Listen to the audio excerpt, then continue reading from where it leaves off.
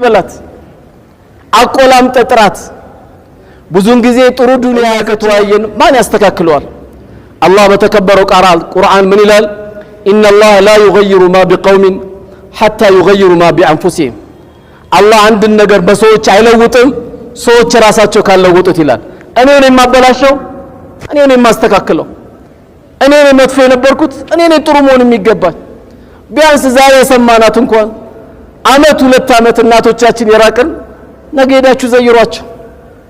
አፉ በይን በላት ባታጠፋም ብትከድማትም ምን አጎደልኩብሽ እናቴ በላት።